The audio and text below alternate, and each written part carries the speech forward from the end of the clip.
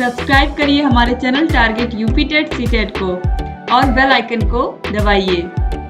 Hello दोस्तों, मैं आनंद स्वागत करता हूं आप सभी का आपके अपने channel target UP TET CTET में और ऐप अस्तित्व अकेडमी में। दोस्तों, आपके डीएलएड सेकेंड सेमेस्टर के गणित विषय को लगातार यहां पे मैं प्रैक्टिस करा रहा हूं और जितने भी चैप्टर्स हैं आपके हर एक चैप्टर में जो कॉन्सेप्ट है और जैसे प्रश्न पूछे जाते हैं उन कॉन्सेप्ट पे वो प्रश्न यहाँ पे मैं आपको प्रैक्टिस करा रहा हूँ।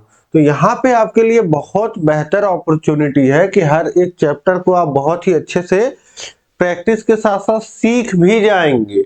अलग से आपको, अगर आपके पास समय नहीं है तो आपको अलग से पढ़ने की जरूरत नहीं है। यहाँ पे आपको इतने बेसिक क्वेश्चंस है, इसी को अगर इसी सीरीज को पूरा आप कंटिन्यू करोगे तो आप हर एक चैप्टर को सीख जाओगे और हर एक चैप्टर के प्रश्नों को भी करना सीख जाओगे। ठीक, तो चलिए स्टार्ट करते हैं। यहाँ पे आज की जो हमारी क्लास है, देखिए चैप्टर 7 जो है आपका रेखीय समीकरण, जिसे इंग्लिश में बोलते हैं क्या, लीनियर इक्वेशन, इस पे आधारित प्रश्नों को हम लोग करने वाले हैं। अब लीनियर इक्वेशन, रेखीय समीकरण क्या होता है? तो रेखीय समीकरण ऐसा समीकरण होता है जिसमें केवल एक चर, आपका जो भी चर रहे उसकी जो घात हो वो अधिकतम घात 1 हो। एक से बड़ी घात 2 नहीं होनी चाहिए, 3 नहीं होनी चाहिए, 4 नहीं होनी चाहिए, तो घात जो हो वो एक ही होनी चाहिए। तो ऐसे इक्वेशन को हम क्या कहते हैं? लीनियर इक्वेशन कहते हैं। अब इसी तरीके से आपके सभी चैप्टर्स को मैंने कराया है। ठीक, तो शुरू से अगर आपने नहीं देखा है तो नीचे डिस्क्रिप्शन में लिंक दिया गया है, वहां से जाकर के देखिए। मैथ के सामने का लिंक वह है मैथ के प्लेलिस्ट का लिंक, उसको आप क्लिक करोगे तो वहां पे आपको सब कुछ, सभी क्लासेस देखने को मिल जाएंगी। जो सिलेबस पूरा चैप्टर वाइज मैंने पढ़ाया है, पूरा राजन सीरीज मैंने सॉल्व करा दिया है, पूरा पवन सीरीज पूरा सॉल्व करा दिया है। तो अगर आप कम समय में तैयारी बेहतर ढंग से करना चाहते हैं तो ये प्लेलिस्ट आप पूरी देख डालिए। ठीक, अब आज की क्लास को हम स्टार्ट करेंगे। देखिए बहुविकल्पी प्रश्नों को देखिए। पहले यहाँ पे दिया है रेखीय समीकरण को छांटिए। तो सबसे पहले रेखीय समीकरण का पहचान क्या होता है मैंने आपको बताया। इसमें जो भी चर होता है उसकी अधिकतम घात 1 होनी चाहिए। तो यहाँ पे ऑप्शन ए में देखिए x धन 8 बराबर 27। यहाँ x की घात कितनी है? कुछ नहीं लिखा है, तो इसका मतलब घात क्या होती है? 1 होती है। और ऑप्शन बी में देखिए 3x स्क्वायर माइनस 5 बराबर 2x। अब यहाँ पे देखिए x यहाँ आ रहा है जहां घात 2 है और एक x यहाँ आ रहा है जिसकी घात 1 है। तो हम देखते हैं कि कोई भी चर जो दिया गया है उसकी अधिकतम घात कितनी हो, वही होती है समीकरण की घात। तो यहीं पे अगर ऐसे पूछा जाए कि ऑप्शन ए में जो दिया गया है इसमें समीकरण की घात कितनी है, समीकरण की घात, तो यहां समीकरण की घात कितनी है? 1 है। इसी तरीके से ऑप्शन बी में अगर पूछा जाए तो यहाँ पे 2 है। क्यों? क्योंकि यहाँ पे देख पा रहे हैं x के घाते 2 है और यहाँ x के घाते 1 है। तो जो बड़ी घात होती है वही समीकरण की घात होती। तो 1 और 2 में बड़ा क्या है? 2। तो ये 2 समीकरण की घात हो जाएगी। इसी तरीके से ऑप्शन सी में समीकरण की घात कितनी होगी? यहाँ x के घाते 2 है तो 2, और यहाँ पे देखिए x के घाते 3 है, तो यहाँ पे समीकरण की घात कितनी हो जाएगी? 3 हो जाएगी। अब यही आपका डिफाइन करता है समीकरण की घात की समीकरण रेखीय समीकरण है, द्विघातीय है या त्रिघातीय है। ठीक, तो यहाँ पे जिसकी घात 1 है उसको बोलते हैं रेखीय समीकरण। जिस समीकरण की घात 1 होती है उसको हम बोलते हैं रेखीय समीकरण, जिसकी घात 2 होती है उसको बोलते हैं द्विघातीय समीकरण। तो यहाँ पे बी और सी क्या है? द्विघातीय समीकरण है, और डी में आपको देख रहे हैं 3 घात है, तो ये त्रिघातीय आप बोल सकते हैं इसको। ठीक, तो इस तरीके से हमको जिससे मतलब है इस चैप्टर में हमारे, वह है रेखीय समीकरण। हम उन समीकरणों के साथ डील करेंगे जहां पे x की घात 1 होगी। तो यहाँ पे आपको कहीं भी x की घात जो है 2 देखने को नहीं मिलने वाली है। तो यहाँ पे ऑप्शन ए जो हो जाएगा यह बिल्कुल सही हो जाएगा। इसके बाद देखते हैं हम लोग, प्रश्न संख्या 2 है हमारा, समीकरण x धन 7 बराबर 13 का हल है। तो x धन 7 बराबर 13 है। अब यहाँ पे हम क्या करते हैं, जैसे एक पक्ष ये हमारा, एक पक्ष ये है, बराबर के इधर उधर ये हमारे पास दो पक्ष होते हैं। तो यहाँ पे जब हमको सॉल्व करना होता है, x का मान निकालना होता है, तो हम पक्षांतर करते हैं। हम संख्या को उधर भेज देंगे और जो हमारा चर है उसको एक तरफ रखेंगे। तो x को इधर रहने दीजिए और 7 धन 7 उधर जाएगा तो ऋण 7 हो जाएगा। अब 13 में से 7 घट जाएगा तो x का मान कितना आ जाएगा, ये 6 आ जाएगा। तो x की वैल्यू कितनी हो गई, 6। ठीक, तो इस तरीके से ऑप्शन सी में जो है ये दिया गया है 6, x का मान 6 होगा। और अगर आप देखना चाहते हैं कि मैंने सही निकाला है कि नहीं निकाला है, तो 6 जो है वो यहाँ रखिए। तो 6 धन 7 कितना होगा, 13, और 13 बराबर 13, यानी कि हमने उत्तर जो है सही निकाला है जब हमारा बाया पक्ष दाएं पक्ष के बराबर आ जाए। अब इसके बाद देखते हैं अगला प्रश्न है, प्रश्न संख्या 3, x बटे 4 बराबर 12 का हल है। तो x बटे 4, x के बटे में है 4 और ये है बराबर 12 के। तो x बराबर क्या लिख सकते हैं, यहाँ 4 जो है बराबर के इधर इस पक्ष में भाग में है और बराबर के उधर इस पक्ष में जाएगा तो गुणे में हो जाएगा। तो x बराबर कितना हो जाएगा, 12 चौक 48। x की वैल्यू 48 आ गई। ऑप्शन बी जो हो जाएगा यह बिल्कुल सही हो जाएगा। इसके बाद हम लोग देखते हैं संख्या 4 है, यदि किसी समीकरण के दोनों पक्षों में समान संख्या को जोड़ा या घटाया जाए तो समीकरण का मान अपरिवर्तित रहता है, परिवर्तित हो जाता है, उपरोक्त में से कोई नहीं। ऑप्शन डी है, कुछ कहा नहीं जा सकता है। तो अब देखिए, किसी भी समीकरण के दोनों पक्षों में, जैसे अगर आपको दिया है x धन 3 बराबर 5, अब यहाँ पे दोनों पक्षों में समान संख्या को जोड़ दिया जाए या घटा दिया जाए। जैसे 2 हम लोग क्या करते हैं, जोड़ देते हैं, तो x धन 3 धन 2 और 5 धन 2, तो ये क्या हो जाएगा, x धन 5 बराबर 7। तो अगर समान संख्या जोड़ दीजिए या घटा दीजिए तो इस समीकरण के मान में कोई परिवर्तन नहीं होगा। देखिए, अगर इसको आप सॉल्व करेंगे तब भी आपको x का मान 2 मिलेगा और यहां भी सॉल्व करेंगे x धन 5 को तो भी आपको x का मान क्या मिलेगा, 2 मिलेगा। तो यहाँ पे समीकरण के मान में कोई परिवर्तन नहीं होगा। अब घटाएंगे तो भी यही होगा, यानी कि जो समीकरण में अगर कोई संख्या दोनों पक्षों में वही संख्या जोड़ दिया जाए या घटा दिया जाए तो समीकरण के मान में कोई परिवर्तन नहीं होता है। इसी को बोलते हैं क्या, अपरिवर्तित। अपरिवर्तित रहता है, ये हो शब्द यहाँ नहीं रहेगा, अपरिवर्तित रहता है या परिवर्तित हो जाता है, उपरोक्त में से कोई नहीं, कुछ कहा नहीं जा सकता है। तो मान जो है वह अपरिवर्तित रहता है। ऑप्शन ए जो हो जाएगा यहाँ पे, यह बिल्कुल सही हो जाएगा।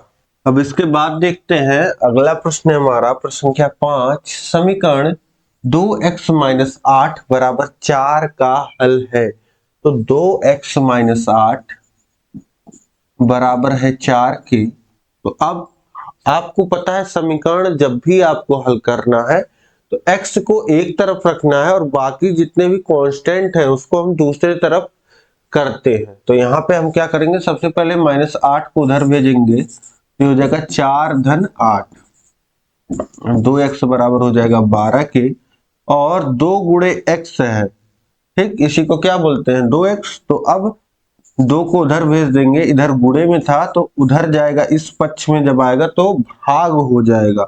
x का मान कितना आ जाएगा, 6। यही हमको निकालना था। इस समीकरण का हल कितना है, 6 है। तो ऑप्शन डी में दिया गया है 6, यह बिल्कुल यहाँ पे सही हो जाएगा। अब इसके बाद हम लोग देखते हैं अगला प्रश्न है हमारा, प्रश्न संख्या 6 क्या कह रहा है, देखिए, ऐसा समीकरण जिसमें चर राशि का घातांक 1 होता है, घातांक 1 होता है, किसका, चर राशि का, कहलाता है।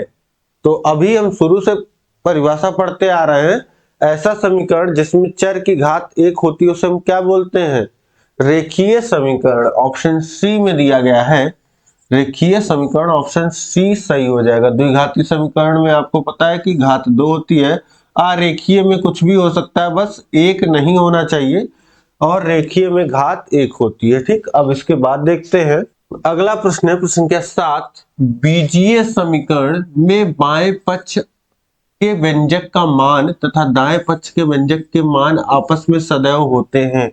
बीजीय समीकरण में, अब बोला है बीजीय समीकरण में, जैसे हम एक एग्जांपल लेके चल रहे थे x धन 3 बराबर 5। ठीक, तो बीजीय समीकरण ये है हमारा, इसमें जो बायां पक्ष है, बाएं पक्ष के व्यंजक का मान तथा दाएं पक्ष के व्यंजक का मान आपस में सदैव, हमेशा, सदैव का मतलब क्या होता है, हमेशा होता है, भिन्न, दो गुना होती है, इनमें से कोई नहीं है, ऑप्शन डी बराबर। तो आप देखिए, जो बायां पक्ष है और जो दायां पक्ष है, इसका जो मान होता है वह बराबर होता है। तो ऑप्शन डी जो हो जाएगा यह बिल्कुल सही हो जाएगा। ठीक, तो ये बहुत ही नॉर्मल सा पूछा है, तो ये आपका ऑप्शन डी यहाँ पे सही हो जाएगा। ठीक, जब भी आपका समीकरण का हल आपको मिलेगा तो ये जो होगा दोनों पक्ष आपस में बराबर होंगे। ठीक, अब इसके बाद हम लोग देखते हैं तो संख्या 8 है, ऐसा रेखीय समीकरण जिसमें एक चर होता है कहलाता है। दो चर रेखीय समीकरण, एक चर रेखीय समीकरण, तीन चर रेखीय समीकरण या अचर रेखीय समीकरण। तो अब क्या बोल रहा कि एक चर हो तो उसको हम बोलेंगे एक चर रेखीय समीकरण। ऑप्शन बी जो हो जाएगा यह बिल्कुल सही हो जाएगा। रेखीय समीकरण का मतलब है, आपको पता है, जहां पे घात एक होती है, और एक चर का मतलब क्या है, जैसे यहाँ पे एग्जांपल 2x + 5 बराबर 7 है, तो यहाँ पे आप क्या देख रहे हैं, ये चर है, एक ही चर है। चर क्या है, यहाँ पे x है, लेकिन यहीं पे अगर लिखा हो x धन 3y बराबर 7, तो यहाँ पे आप देख रहे हैं कि दो चर हैं। यहाँ पे क्या है, चर x और y है, वेरिएबल्स x और y है, और यहाँ पे इस एग्जांपल में वेरिएबल केवल x है। तो ऐसे में हम क्या बोलते हैं कि यहाँ पे ये एक चर वाला रेखीय समीकरण है। और यहाँ पे भी देख पा रहे हैं कि आप घात एक है, इसको भी बोलते हैं रेखीय समीकरण, लेकिन ये दो चर वाला रेखीय समीकरण है। तो ऑप्शन बी जो हो जाएगा एक चर वाला रेखीय समीकरण, यह बिल्कुल सही हो जाएगा। अब इसके बाद देखिए यहाँ पे प्रश्न संख्या 9 है, रेखीय समीकरण को कितने विधियों से हल किया जाता है। तो रेखीय समीकरण को हल करने के 3 मेथड्स होते हैं। ठीक, देखिए 3 मेथड्स में कौन कौन होता है। देखिए तीनों विधियों के नाम यहाँ पे आप जान लीजिए, और तीनों विधियां मैं आपको करके भी दिखा देता हूं जिससे आपको आसानी हो जाए। जैसे एक एग्जांपल है हमारा x + 3 बराबर 5। ठीक, ये हमारा एक रेखीय समीकरण है, इसको अब हम तीनों विधियों से यहाँ पे सॉल्व करने वाले हैं। तो देखिए पहला जो विधि होता है हमारा प्रयत्न एवं त्रुटि विधि, ट्रायल एंड एरर मेथड। ठीक, अब कोई नया काम आप कर रहे हो, ठीक, जो आपको करने नहीं आता है, तो ऐसे में आप क्या करते हो, ट्राई करते हो। ठीक, जैसे मोबाइल में कोई सेटिंग है, तो सेटिंग ज्यादातर हम लोग कैसे सीखे हैं, हम एक एक सेटिंग जो है चेंज करते हैं, फिर देखते हैं इफेक्ट क्या पड़ रहा है। तो ऐसे ही क्या करना है, यहाँ पे समीकरण का जो हल निकलता है वो x का अलग अलग मान निकलता है। तो यहाँ पे हम देखते हैं x का मान पहले 1 रखेंगे, देखेंगे दोनों पक्ष बराबर हो रहे हैं कि नहीं हो रहे हैं। अगर हो रहे हैं तो यही x का मान समीकरण का यही हल हो जाएगा। अगर नहीं हुआ तो x बराबर 2 चेक करेंगे, 3 चेक करेंगे। इस तरीके से ये हो गया हमारा क्या, ट्रायल एंड एरर मेथड।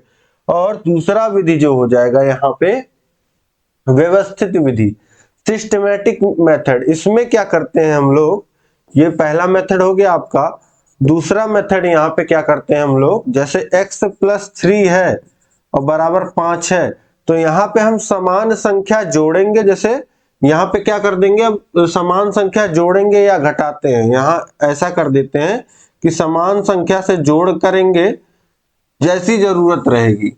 यहाँ पे जैसे x + 3 बराबर 5 है, तो हमको पता है कि इधर हमको x बनाना है, तो हम दोनों तरफ जो है 3 घटा देंगे, तो x + 3 - 3 और इधर 5 - 3 हो जाएगा।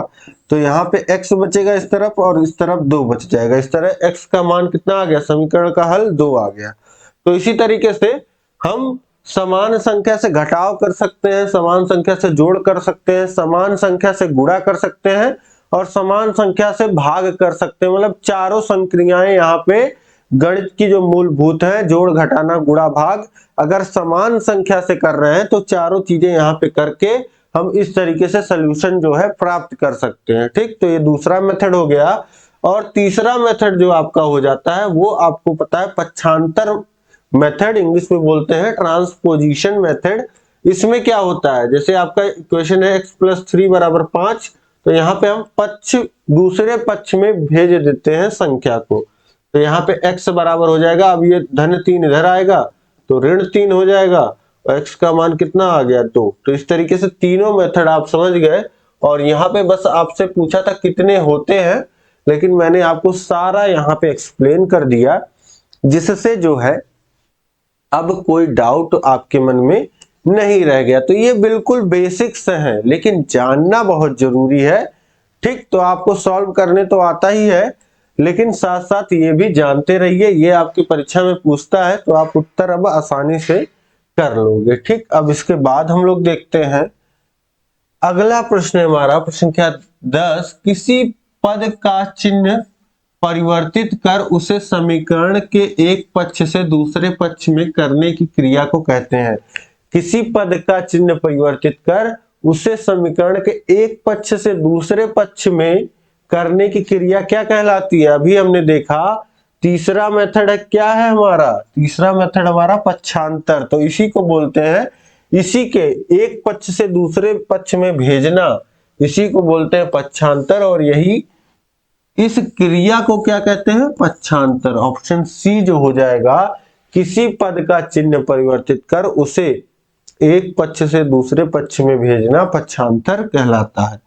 इसके बाद देखते हैं हम लोग प्रश्न संख्या 11 है, एक चर रेखीय समीकरण को छाटिए। यहाँ पे ऐसा समीकरण आपको बताना है जिसमें केवल एक चर आ रहा हो। अब पहला ऑप्शन देखिए, ऑप्शन ए, यहाँ पे आपको चर क्या दिख रहा है? x दिख रहा है। ठीक, तो ये केवल एक चर है यहाँ पे। ठीक, तो ये ऑप्शन तो हमारा सही हो गया। यहाँ पे देखिए, यहाँ पे चर x है, y है, तो यहाँ पे दो चर है। क्या है? दो चर है। और यहाँ पे x और x है। यहाँ पे x है, एक चर है, एक चर है, एक चर है, लेकिन घात क्या है? घात 2 है। ठीक, और यहाँ पे एक चर दो चर। ठीक, अलग अलग, जैसे x और y, तो यहाँ पे क्या है? दो चर है। ठीक, तो हमको क्या चाहिए? हमको चाहिए एक चर और जहां पे घात क्या हो? एक हो। और यहाँ पे देखिए दो चर है और घात भी क्या है? 2 है, अधिकतम घात 2 है। और यहाँ पे क्या है? घात 3 है। और हमको रेखीय समीकरण में क्या होता है? एक चर वाले रेखीय समीकरण में चर एक होना चाहिए और घात एक होनी चाहिए। तो यही ऑप्शन हमारा सही हो जाएगा, ऑप्शन ए। इस तरीके से कि यहाँ पे एक चर है और घात एक है, तो ये क्या कहलाएगा? एक चर वाला रेखीय समीकरण। ऑप्शन ए सही हो गया। अब इसके बाद देखते हैं हम लोग संख्या 12 है, एक संख्या के दुगुने में से 10 घटाने पर हमें 36 प्राप्त होता है, तो संख्या है। अब इस तरीके से जब भी आपको दिया रहेगा तो माना संख्या x है। ठीक, एक संख्या के दोगुने से 10 घटाने पर हमें 36 प्राप्त होता है, हमें संख्या यहाँ पे निकालना है। अब जो निकालना है उसी को हम क्या करते हैं? मान लेते हैं। तो यहाँ पे मान लिया संख्या x है, संख्या x है, तो अब जो आपसे बोल रहा है उसी को आपको समीकरण बनाना है। एक संख्या के दोगुने में से 10 घटाने पर, तो संख्या x है, इसका दोगुना करिए, तो 2 गुणे x में से 10 घटा रहे हैं तो 10 घटा लीजिए, 36 प्राप्त होता है। मतलब कि 2x में से अगर 10 घटा दें तो क्या ये किसके बराबर होना चाहिए? 36 के। ठीक, तो संख्या यहां से निकाल लेंगे। संख्या क्या हो जाएगा? देखिए 2x - 10 बराबर 36 के, -10 उधर भेजेंगे, पक्षांतर करेंगे तो 10 जुड़ जाएगा, 46 हो जाएगा। और x बराबर कितना हो जाएगा? 46/2। x बराबर 2 और 3 23। x का मान कितना आ गया 23। ऑप्शन बी में दिया गया है 23। यह बिल्कुल सही हो जाएगा यहाँ पे। अब यहाँ पे देखिए ये आपके बहुविकल्पी प्रश्न समाप्त हो गए। अब हम लोग सॉल्व करने वाले प्रश्न देखिए लघुत्तरी प्रश्नों को यहाँ पे देखने वाले हैं। और लघुत्तरी प्रश्नों में पहला प्रश्न देखिए, प्रश्न संख्या 13 है। निम्नलिखित समीकरणों को हल करिए। यहाँ पे समीकरण दिए गए हैं। पहला समीकरण देखिए आपको क्या दिया गया है, 5x धन 9 बराबर 2x धन 21। इसको हल करना है तो दोनों ही पक्षों में x आपको दिखाई दे रहा है। तो क्या कर लीजिए कि एक पक्ष में केवल x वाले पद रखिए और एक पक्ष में कांस्टेंट वाले पद कर लीजिए। अब 2x को इधर ले आएंगे तो 5x में से ये धन 2x इधर आके ऋण 2x हो जाएगा, बराबर ये धन 9 को उधर भेज देंगे, इधर 21 था और धन 9 इधर आएगा, ऋण 9 हो जाएगा। अब यहाँ पे 5x में से 2x घट जाएगा तो 3x बचेगा और यहाँ पे 21 माइनस 9 कितना हो जाएगा 12 के बराबर। x बराबर कितना हो जाएगा 12/3, 3 इधर आ जाएगा, भाग हो जाएगा। x बराबर कितना आ गया 4। x की वैल्यू हमको कितनी मिल गई 4। ये पहले का सोल्यूशन हो गया। दूसरे का सोल्यूशन यहाँ पे देख लीजिए। दूसरा है हमारा 6x धन 2 बराबर 3x माइनस 4। अब 6x 3x इधर ले आएंगे माइनस 3x और माइनस 4 है, 2 उधर जाएगा माइनस 2 और ये 3x बराबर माइनस 6। x बराबर माइनस 6/3 यानी x का मान कितना आ गया -2। x की वैल्यू -2 यहां से आ जाएगी। ठीक, तो इस तरीके से ये दोनों हमने सॉल्व कर लिया यहाँ पे। अब इसके बाद देखते हैं प्रश्न संख्या 14 है। निम्नलिखित में x का मान ज्ञात कीजिए। यहाँ भी वही काम करना है, x का मान निकालना है। इस x का मान निकालने को बोले या समीकरण को हल करने को बोले, काम वही करना होता है, x की वैल्यू ही निकालनी होती है, वही आपका समीकरण का हल होता है। ठीक, अब यहाँ पे देखिए 6x माइनस 11 बराबर 8 धन 10 दिया गया है। तो 6x माइनस 11 को उधर भेज दीजिए, 8 10 18 हो जाएगा और धन 11। अब 6x धन 11 ये कितना हो जाएगा 29 और x बराबर कितना मिल जाएगा 29/6। ये x का मान यहां से मिल जाएगा।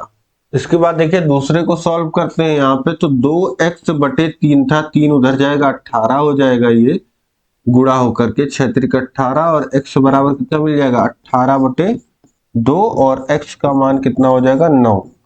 x की जो वैल्यू आ जाएगी वह 9 आ जाएगी। यहाँ पे देखा आपने x का मान 29/6 आ रहा है, वहां पे 9। तो ये दोनों सोल्यूशन हो गए इस समीकरण के, दोनों समीकरण के। इसके बाद देखिए अगला प्रश्न हम देखते हैं। संख्या 15 है। एक संख्या में 10 जोड़ने पर वह 26 के बराबर हो जाती है, तो वह संख्या ज्ञात कीजिए। अब यहीं पे सिंपली मान लीजिए माना वह संख्या x है। अब प्रश्न पे आइए, एक संख्या में 10 जोड़ने पे, यानी संख्या हमने माना है x और इसमें 10 जोड़ने पर वह 26 के बराबर हो जाती है, बराबर 26। ठीक, वह संख्या ज्ञात कीजिए। तो x बराबर कितना हो जाएगा 26 माइनस 10 यानी संख्या कितनी होगी 16 होगी। ठीक, तो इसको आपको समीकरण के रूप में बना करके हल करना है। वैसे इस प्रश्न में कुछ है नहीं, आप पढ़ेंगे तो भी आपके दिमाग में उत्तर अपने आप चलने लगेगा कि हाँ ये कोई संख्या जिसमें 10 जोड़ा गया और वो 26 हो गई, तो आपके दिमाग में हाँ पता है 16 में 10 जोड़ते हैं 26 हो जाता है। तो ऐसे भी आपको उत्तर पता ही है। अब इसके बाद देखते हैं संख्या 16 है। किसी संख्या में 5 से भाग दे करके 6 जोड़ा जाए तो 15 के बराबर हो जाती है।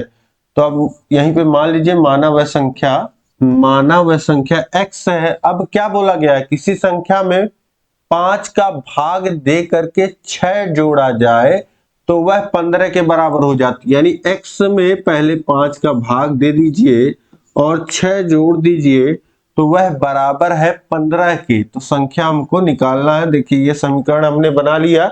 जैसा कि यहाँ पे कहा गया कि किसी संख्या में 5 से भाग दे करके 6 जोड़ा जाए तो वह 15 के बराबर हो जा रही है।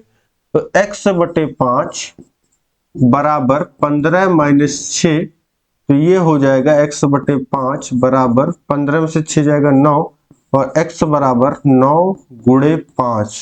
तो कितना आ गया, x का मान आ गया 45। 45 वह संख्या होगी, 5 से भाग देंगे 45 में तो 9 और 6 जोड़ देंगे तो 15। तो इस तरीके से उत्तर आपने सही निकाला है। अब इसके बाद देखते हैं हम लोग अगला प्रश्न है हमारा प्रश्न संख्या 17। समीकरण x धन 5x बराबर 15 धन 3x को हल कीजिए। तो 7 धन 5x बराबर 15 धन 3x, 7 धन 5x माइनस 3x बराबर 15 के 7x उधर भेज दीजिए। 5x में से 3x घट जाएगा, 2x बचेगा और 15 माइनस 7 हो जाएगा और 2x बराबर 8 और x बराबर 4। तो x की वैल्यू यहाँ पे x का मान कितना मिल गया हमको, 4। अब इसके बाद देखिए अगला प्रश्न है प्रश्न संख्या 18। 2 वर्ष पूर्व दो बच्चों की आयु का योग 18 वर्ष था, जबकि 3 वर्ष बाद दोनों की आयु में अंतर 2 वर्ष हो जाएगा। बड़े बच्चे की आयु ज्ञात कीजिए। अब थोड़ा सा देखिए, आपको एक स्टेप अहेड ले चलते हैं और यहाँ पे आपको सोचना है। 2 स्टेप आ गए। अब यहाँ पे देखिए पहला क्या बोला कि 2 वर्ष पूर्व दो बच्चों की आयु का योग 18 था, जबकि 3 वर्ष बाद दोनों की आयु में अंतर 2 वर्ष का रह जाएगा। बड़े बच्चे की आयु ज्ञात कीजिए। तो अब जो आपसे बोल रहा है 2, सबसे पहले यहाँ पे आप क्या करिए, देखिए आपको क्या आप मानेंगे। जो आपसे पूछ रहा है बड़े बच्चे की आयु ज्ञात कीजिए, तो यहीं पे मान लीजिए बड़े बच्चे की आयु x है। बड़े बच्चे की आयु x हमने मान लिया। अब क्या बोल रहा है कि 2 वर्ष पूर्व दो बच्चे के आयु का योग 18 वर्ष था। अब 2 वर्ष पूर्व की अगर बात की जाए, 2 वर्ष पूर्व तो बड़े बच्चे की आयु कितनी रही होगी, x माइनस 2 रही होगी। अब क्या बोल रहा है कि दो बच्चों के आयु जो है उनका योग जो है 18 है। 2 वर्ष पूर्व दोनों बच्चे के आयु का योग 18 है, यानी कि x माइनस 2। अब यहां पे समझिए कि 2 वर्ष पूर्व जब बड़े बच्चे की आयु x माइनस 2 है, तो क्या बोला है कि 2 वर्ष पूर्व बच्चे की आयु का योग, दोनों बच्चे की आयु का योग 18 वर्ष है। तो एक का जब x माइनस 2 हो गया तो जो दूसरे का कितना होगा, 18 माइनस x माइनस 2।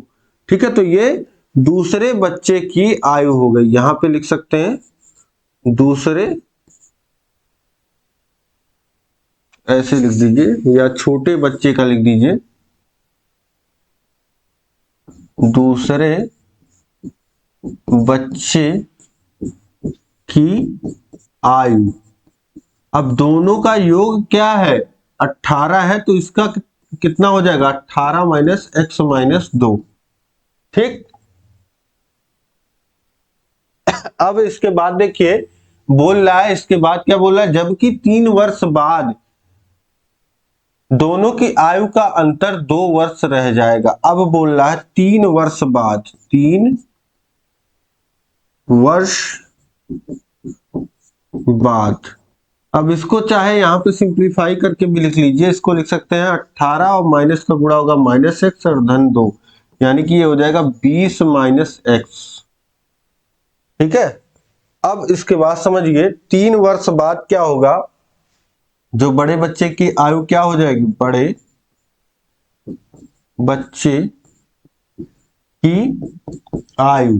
अब यहां पे समझिएगा, पहले हम 2 वर्ष पूर्व की बात कर रहे थे, अब 3 वर्ष बाद की बात कर रहे हैं और ये वर्तमान की आयु है। बड़े बच्चे की आयु x वर्तमान में जो है वो x है और 2 वर्ष पूर्व कितनी थी, x माइनस 2, और 3 वर्ष बाद कितनी हो जाएगी, x धन 3। तो हमारा रिफरेंस क्या है, यही x है। तो बड़े बच्चे की आयु जो हो जाएगी वह x धन 3 हो जाएगी और दूसरे बच्चे की कितनी हो जाएगी, दूसरे बच्चे की आयु। अब देखिए यहां पे जो बच्चे की आयु हमको पता थी 20 माइनस x था और इसके 5 वर्ष बाद, देखिए 2 वर्ष पूर्व पहले की बात हुई थी तब इतनी थी 20 माइनस x। ठीक। और अब 2 वर्ष बाद प्रेजेंट आया, प्रेजेंट वर्तमान समय आया, और उसके 3 वर्ष बाद की हम बात कर रहे हैं, यानी 5 वर्ष बाद की बात कर रहे हैं। तो कितना हो जाएगा 20 माइनस एक्स धन 5, यानी कि 25 माइनस एक्स। और अब क्या बोल रहा है कि बच्चे की आयु ज्ञात कीजिए वर्तमान समय में, ठीक। और बोला क्या है 3 वर्ष बाद दोनों के आयु का अंतर 2 वर्ष, यानी कि ये छोटे वाले का और ये बड़े वाले के आयु के बीच जो अंतर है वह कितना है 2 वर्ष का है, यानी कि 25, यानी कि ये बड़ा है x माइनस एक्स धन 3 में से।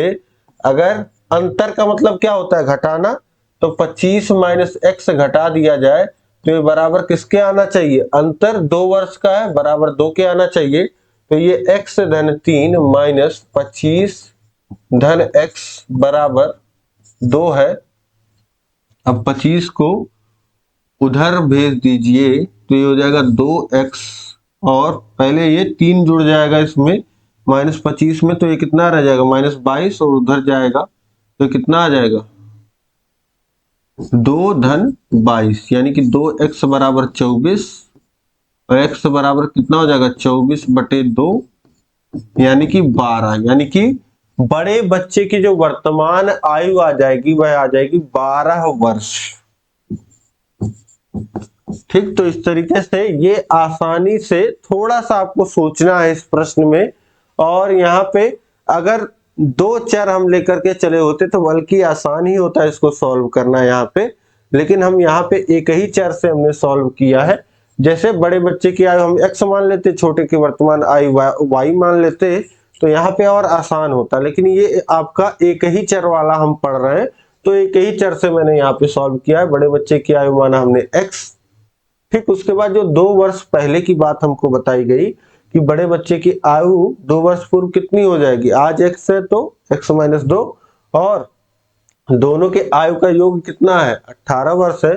तो जब योग 18 है दोनों का जोड़ करके 18 है, और एक हमको पता है x माइनस 2 है, तो दूसरा क्या होगा 18 में से उतना घटा लीजिए, जो मिलेगा वही हमारा दूसरे की आयु हो गई 20 माइनस एक्स। अब इसके बाद देखिए 3 वर्ष बाद बोल रहा है कि दोनों के आयु का अंतर जो है वो 2 रह जाएगा। अब देखते हैं 3 वर्ष बाद दोनों की आयु कितनी रहेगी। आज x है तो 3 वर्ष बाद x धन 3 होगी, और दूसरे बच्चे की अगर बात की जाए तो 5 वर्ष पहले 20 माइनस एक्स थी, तो आज कितनी होगी, उसी में 5 जोड़ दीजिए तो 25 माइनस एक्स हो जाएगा। अब जो अंतर बोला है कि बड़े बच्चे की और छोटे बच्चे के आयु में अंतर 2 वर्ष का है, तो ये बड़े में से छोटा घटा दीजिए तो ये 2 आपको मिल जाएगा, ठीक। तो इस तरीके से यहाँ पे आपको फिर सॉल्व करेंगे आप, ये आपको समीकरण मिल गया, x का मान 12 आ जाएगा, ठीक। यानी कि जो बड़ा बच्चा होगा इस समय 12 वर्ष का होगा, और अगर इससे छोटे बच्चे की बात की जाए तो 2 वर्ष पहले यानी कि ये 10 वर्ष का रहा होगा और वो 8 वर्ष का, बिल्कुल। तो आने अगले 3 साल में क्या होगा, ये 15 वर्ष का हो जाएगा, और जो 8 वर्ष का रहा होगा वो 13 वर्ष का हो जाएगा। तो अंतर 2 हमेशा मेंटेन रहेगा, आयु का अंतर तो हमेशा कांस्टेंट रहता है, ठीक है। जैसे आपका कोई सहपाठी है जो 24 वर्ष का है, आप 25 वर्ष के हो, तो जब आप 26 के होगे तो 25 का हो जाएगा, मतलब जितने वर्ष का है अंतर 1 वर्ष का, तो हमेशा वो मेंटेन रहेगा, ठीक। तो इस तरीके से ये प्रश्न समझ गए आप। अब इसके बाद हम लोग देखते हैं अगला प्रश्न है हमारा, प्रश्न क्या 19, रमेश और महेश की वर्तमान आयु का योग 65 वर्ष है। 10 वर्ष पहले दोनों के आयु में 5 वर्ष का अंतर था, महेश की आयु बताइए। अब महेश की आयु बतानी है तो महेश माना महेश की आयु x है, ठीक। ये वर्तमान आयु हम मान रहे हैं, कैसे, रमेश और महेश की वर्तमान आयु का योग 65 वर्ष है, और 10 वर्ष पहले दोनों के आयु में 5 वर्ष का अंतर था, तो महेश की आयु आपको वर्तमान आयु बतानी है। तो अब मान लेते हैं यहाँ पे जब बोला गया रमेश और महेश की वर्तमान आयु का योग 65 है और हमको महेश का पता है, तो रमेश की आयु कितनी हो जाएगी? रमेश की आयु 65 में से महेश की आयु घटा दीजिए तो रमेश की आयु मिल जाएगी, यानी 65 माइनस एक्स, ये हो जाएगी रमेश की आयु। अब बोल रहा है 5 वर्ष, 10 वर्ष पहले, तो 10 वर्ष पूर्व, 10 वर्ष पूर्व दोनों की आयु में 5 का अंतर था। अब पहले हम याद कर लेते हैं कि दोनों की आयु 10 वर्ष पूर्व रही कितनी होगी, तो महेश की आयु आज x है तो 10 वर्ष पूर्व क्या होगी, x माइनस 10 वर्ष। और यही रमेश की बात करें तो रमेश की आयु आज 65 माइनस एक्स है तो 10 वर्ष पूर्व कितनी होगी, 65 माइनस एक्स माइनस 10, आज जितनी है उसमें से 10 घटा दीजिए तो यहाँ ब्रैकेट खोलेंगे तो 65 माइनस एक्स माइनस 10 होगा, माइनस 10 होगा तो 55 माइनस एक्स। ठीक, तो 10 वर्ष पूर्व हमको दोनों की आयु मिल गई। और बोल क्या रहा है कि दोनों के आयु का जो अंतर है 10 वर्ष पूर्व वह 5 वर्ष का है। तो अब यहाँ पे हम घटा देंगे, तो जो 10 वर्ष पहले इन दोनों की आयु है उसका अंतर ले लीजिए, यानी कि x माइनस 10 में से घटा दीजिए 55 माइनस एक्स, और ये बराबर दिखा दीजिए किसके है, अंतर 5 के, और ये हो जाएगा x minus 10 minus 55 plus x बराबर 5, और ये x धन x 2x और माइनस 65 बराबर 5, और ये हमको कितना मिल गया, 2x बराबर 65 धन 5, यानी x बराबर हो गया कितना आपका, ये योग 70 आ गया और 2 इधर भाग हो गया, x का मान कितना आ गया 35 वर्ष, यानी कि जो महेश की वर्तमान आयु हो गई वह हो गई 35 वर्ष। तो इस तरीके से आपने ये भी देख लिया, और यहाँ पे एक उत्तर और आपको मिल सकता है। देखिए ये अंतर, जब कहीं पे अंतर बोलता है तो इसका मतलब क्या है, यहाँ पे ये भी आप कर सकते हैं कि आप रमेश की आयु में से महेश की आयु घटाएं, तो 35 जो है 35 की जगह 30 भी उत्तर मिल सकता है, तो 30 भी अगर आ रहा है तो उत्तर गलत नहीं होगा। ठीक है, तो इस तरीके से योग जो है 65 बताया है, अंतर 5 बताया है, तो ऐसे में 2 उत्तर पॉसिबल हो जाते हैं, तो उससे कोई दिक्कत नहीं है, कोई भी 30 आए 35 आए उससे कोई प्रॉब्लम नहीं है। ठीक, तो इस तरीके से ये आप चीजें यहाँ पे समझ गए यहां तक। अब ये रेखीय समीकरण जो आपका चैप्टर है वह पूरा कंप्लीट होता है यहाँ पे प्रैक्टिस। अब उम्मीद है कि सभी प्रश्न आपको बहुत ही अच्छे ढंग से समझ में आए होंगे यहाँ पे, और अगर आप इस क्लास का पीडीएफ चाहते हैं तो ये हमारा रहा टेलीग्राम चैनल जिसका नाम टारगेट यूपी टेट सीटेट है, इसको आप ज्वाइन कर लीजिए। ये हमारा व्हाट्सएप नंबर और कॉलिंग नंबर है, इस पे कोई भी डाउट हो जरा सा भी आप कॉल करके पूछ सकते हैं। ठीक, और यहाँ इंस्टाग्राम पे आप हमको फॉलो कर लीजिए, और ये हमारा प्ले स्टोर पे ऐप है। इस ऐप पे क्या सुविधाएं हैं ये मैं आपको बता देता हूं। वहां पे आपको मिल जाएगा सेकंड सेमेस्टर का कोर्स, वैसे तो हर एक सेमेस्टर का मिलता है, लेकिन आप सेकंड सेमेस्टर पढ़ रहे हैं तो आपके लिए सेकंड सेमेस्टर भी अब उपलब्ध है। और इसमें आपको ये दिख रहा है अस्तित्व अकेडमी, प्ले स्टोर पे इस तरीके से ऐप मिल जाएगा, लोगो मैंने आपको दिखा दिया।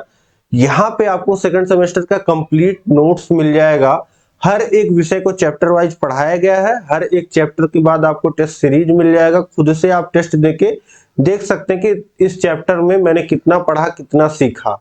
उसके बाद जो है आपको पूरे इसी तरीके से सिलेबस का पूरा नोट्स तैयार मिल जाता है, जिससे आपके पिछले जो डीएलएड बीटीसी के विद्यार्थी रहे 95% तक नंबर ये नोट्स पढ़ के वो लोग लाए हैं।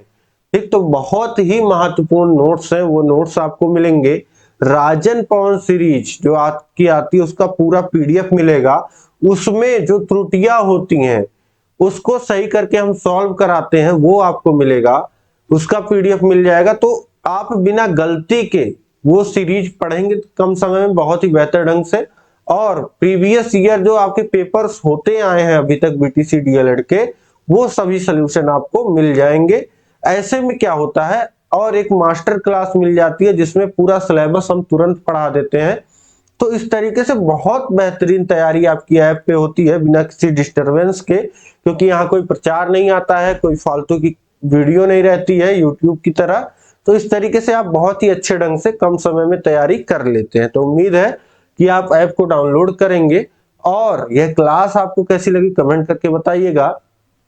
चैनल पे नए हैं तो चैनल को आप सब्सक्राइब कर लीजिए, ठीक। और इसी तरीके की महत्वपूर्ण क्लास मैं आपके लिए लगातार लेके आता रहूंगा। तो मिलते हैं नेक्स्ट क्लास में, तब तक ऐसे बने रहिए। जय हिंद, जय भारत। और सभी विषयों का लिंक जो है वह नीचे डिस्क्रिप्शन बॉक्स में दिया गया है।